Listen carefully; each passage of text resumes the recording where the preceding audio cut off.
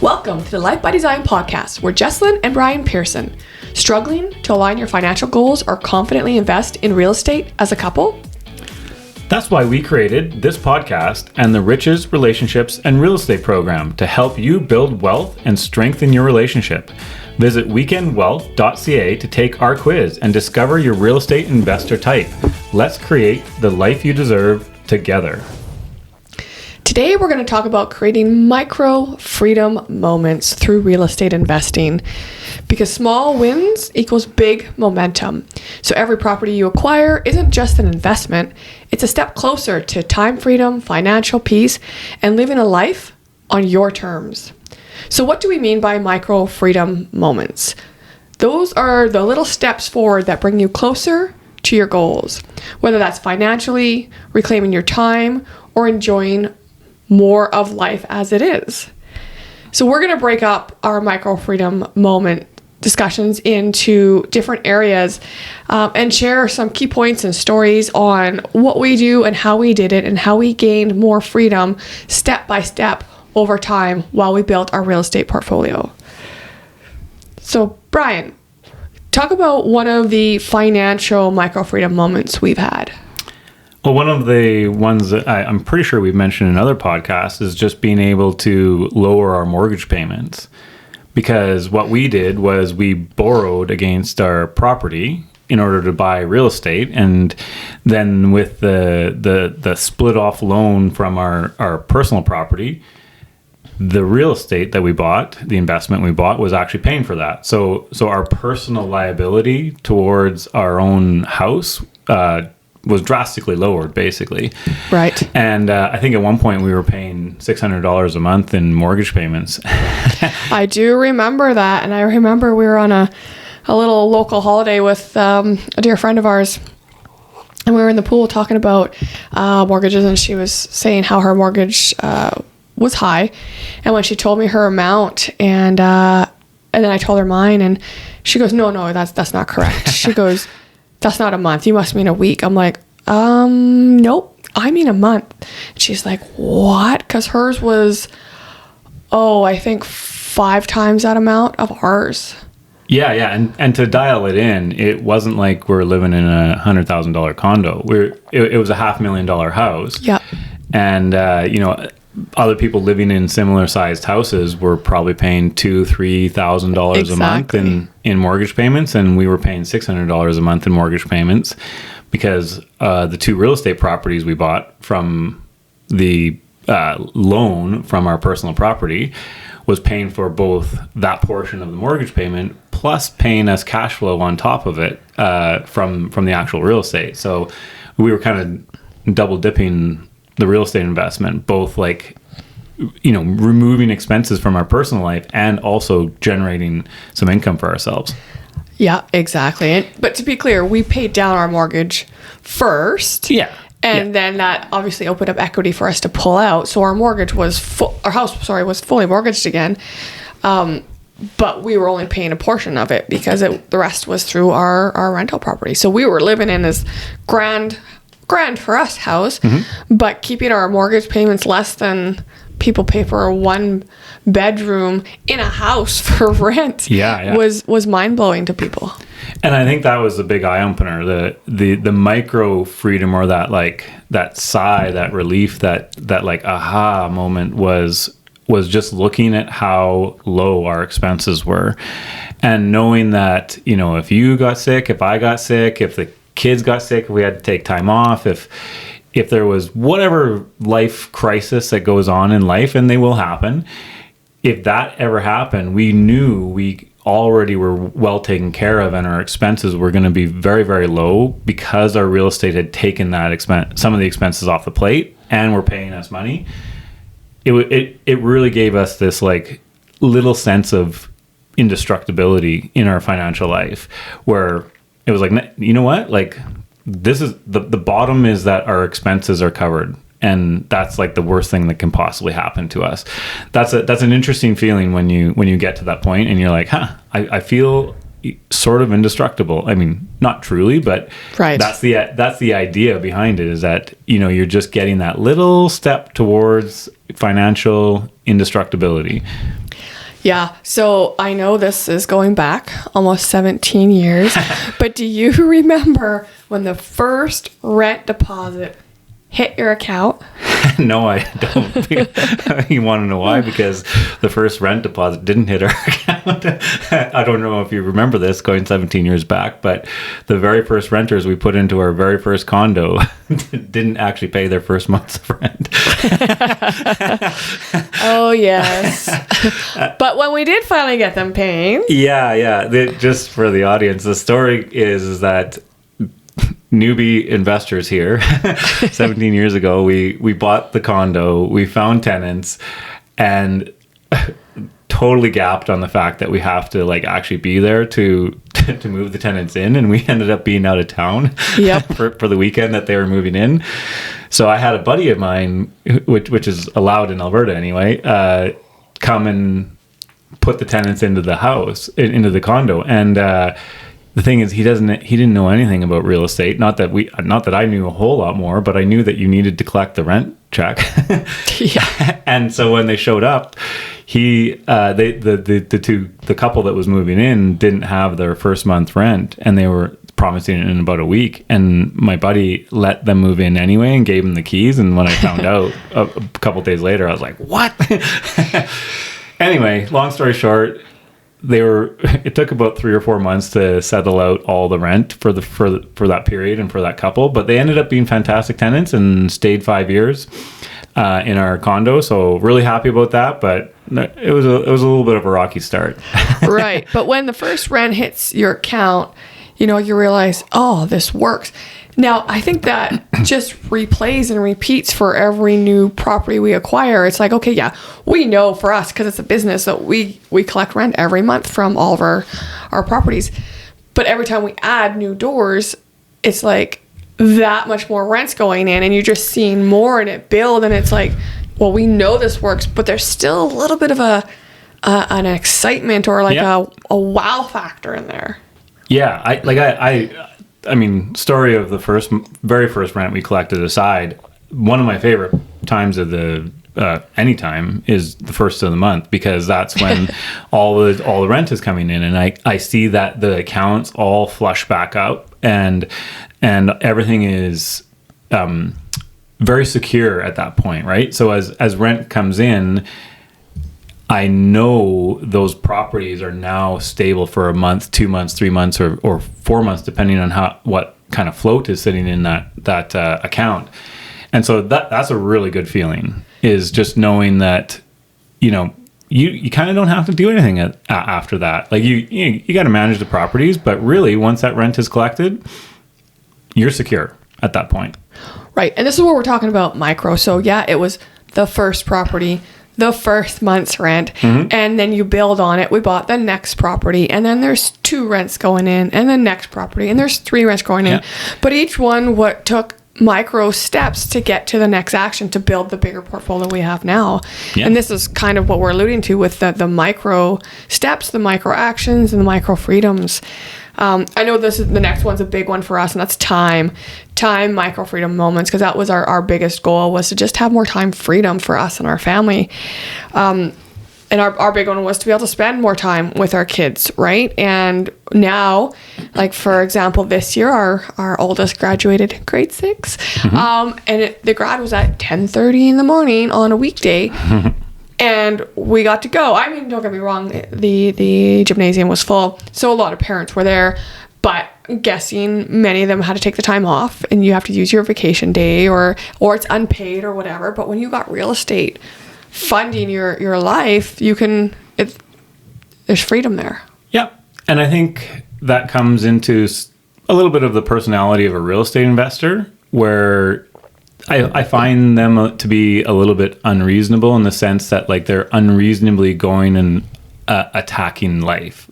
So like they go out of their way to get to their son's grade 6 graduation. They go out of their way to get that next property. They go out of their way to make sure that the management of their properties are really well handled. And I think that shows up both in your real estate investments, and it also shows up in your life, where you take on life just more than perhaps another person. So there's kind of like a duality of skill sets there when you're being a real estate investor, that you also not only need all those skills to manage your real estate investment, but they just provide you with a bigger, better life, because now you can do all those things that you maybe didn't think you could have done, like take a midweek off at 10:30 and go to your son's graduation. Exactly. Or taking an extra Friday off without financial guilt, right? Because passive income doesn't need paid time off, which is what most typical employees need. They got to take a vacation day, a sick day, something like that, which is paid time off, or even sometimes business owners, right? It's like they take a day off. Generally speaking, they're not making money. Yeah, and this is a point I've been actually introducing into some of my talks, where there's different types of real estate investing, and sometimes people call fix and flips and Airbnb and wholesaling, they label it real estate investing, and in some of my talks I argue against that, saying they're not really real estate investing, because as soon as you take your foot off the pedal of a fix and a flip, your income goes to zero. Yeah. And if it's a buy and hold like what we do, it's a true investment, and you can take your foot off the pedal a little bit and you still have income coming in. If you properly set your real estate investments up, then you can take your foot off the pedal almost entirely and you still have an income coming in. So there's a big difference between pulling back that freedom through an investment versus still being stuck in a job through something like a fix and a flip.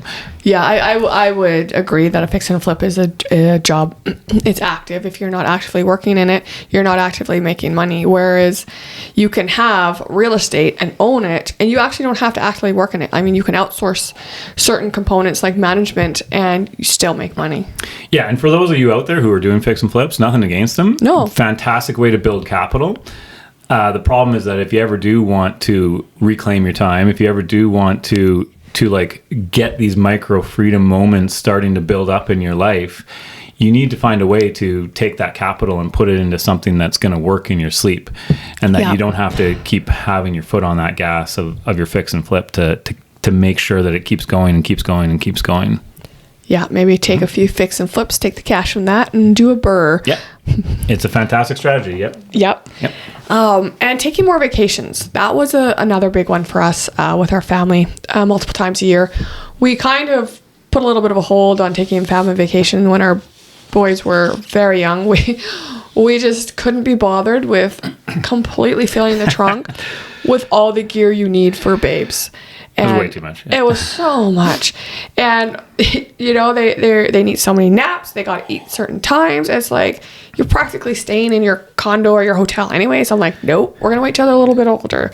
But now that they're older, we take many vacations. And some of them are what might be deemed like a micro vacation. So, like, for example, last December before Christmas, we went to the mountains for 4 days. Yep. And then after Christmas, we went to different mountains for another 4 days. Yep. Right. And then in February, then we went to Costa Rica. So we're taking, which was a little bit of a bigger trip, but it's like, here's a break, here's a break, here's a break. You know, in July, we took a week to travel. In August, we're taking a week to travel. In November, like, it's just, we're going more often. Again, only about a week to 10 days, 2 weeks at a time, just based on kids are in school and our lifestyle. But before, we'd take a week or two. Yep. Right? Total. Now we're taking, on average, a week every couple of months somewhere, or an extended long weekend somewhere with the boys. And it's amazing to just relax that much more and then come back and do the work and then keep going.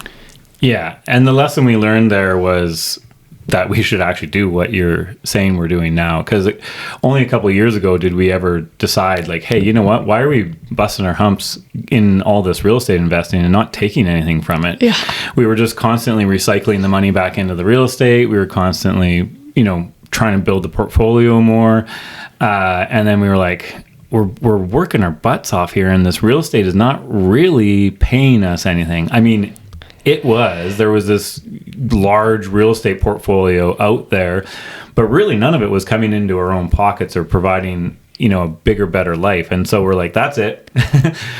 We're taking a portion of this real estate investment and we're pushing it into things like vacation. We chose vacation as the number one thing because it adds value to the whole family. That it gives value to our boys, gives value to us, and like you said, now they're older, they appreciate it. And we're lucky as well. We have 2 friends that have 2 boys that are the exact same age, so we go on vacation with them, and that just makes the whole experience a whole lot better when the 4 boys can just go off and do their thing and the adults can have their adult time. Yep. Yeah, it's a really good way that real estate has started to pay us. Yeah, that's great. Having vacations with our kiddos and with our friends, it just gives you that greater appreciation for life and who you're with and your loved ones, which lends well into our next micro moment, which is emotional and mental micro freedom moments.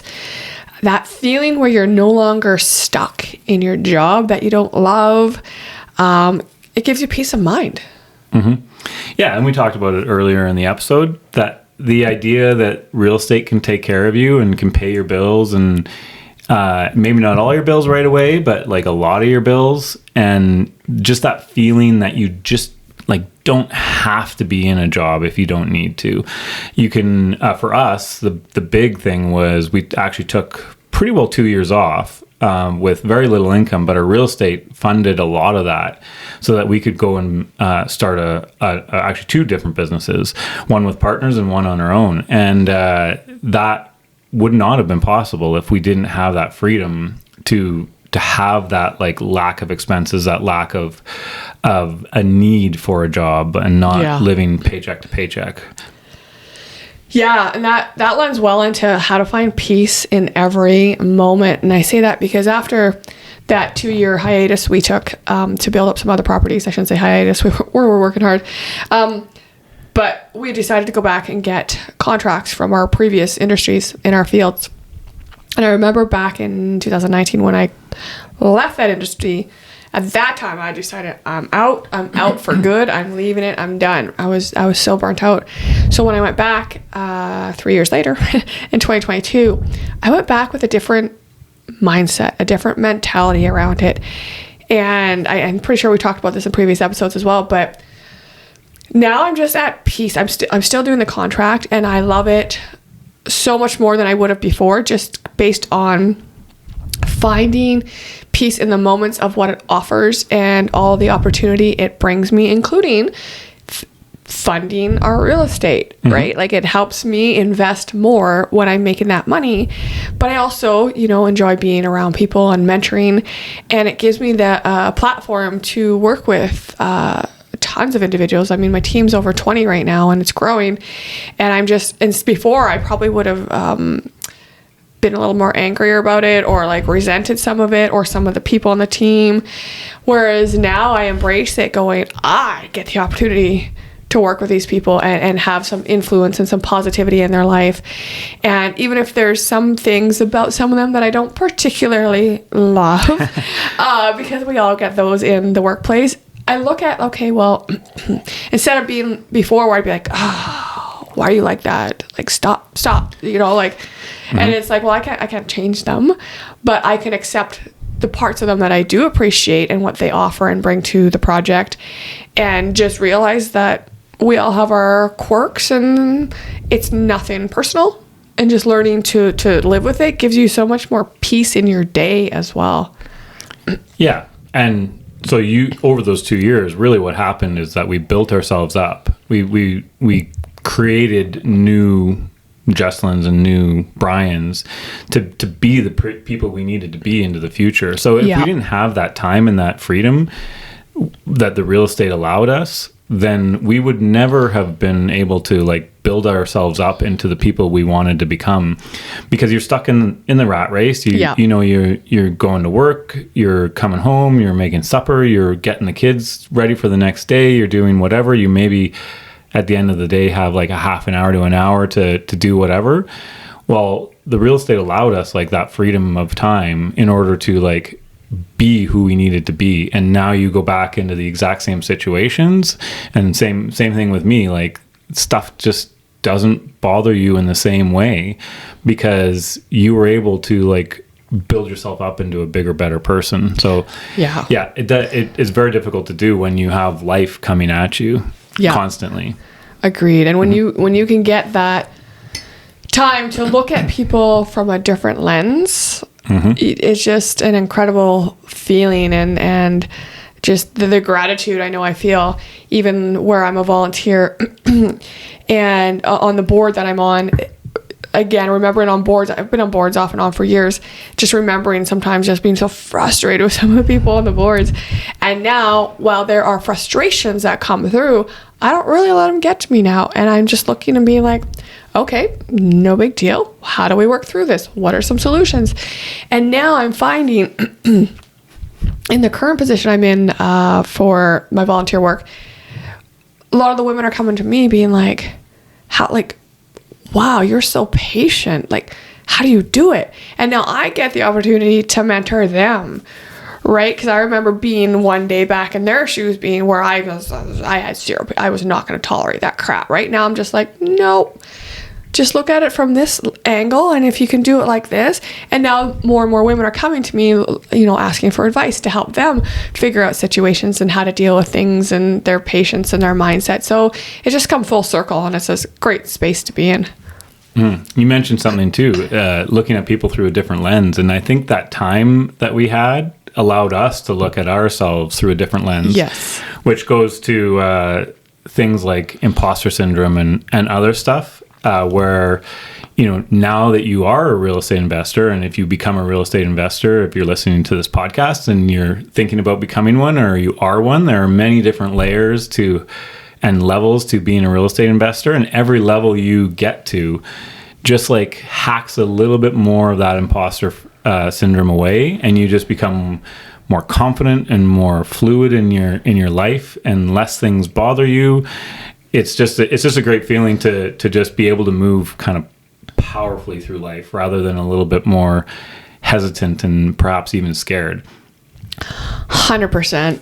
And you definitely want to be looking through a lens at yourself before other people, because if you can really figure out you, I can tell you, everyone else will not bother you nowhere near what they do. Circle of influences. Yeah. Yes.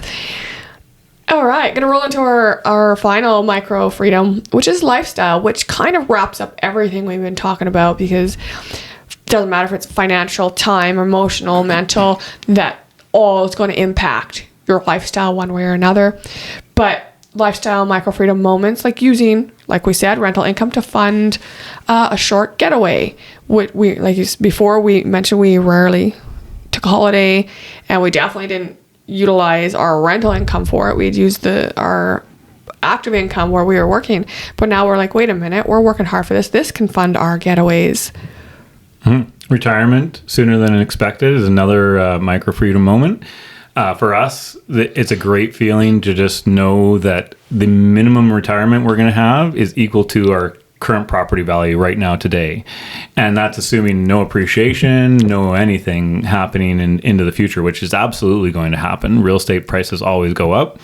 So the minimum retirement we're going to have is already looks really, really good. And you basically just can get a lot of freedom knowing that that's already in existence, and it's really just playing itself out. Absolutely. And I want to expand on this word retirement because I get pushed back in so many different levels, right? From the people who are like, well, I got to be 65. I got to wait till I'm 65 till I retire, right up to I'm never going to retire. And we're not saying retire as in we're never going to do anything or any work again. But the freedom you have when you can sit there and go, I don't need to go to a day job.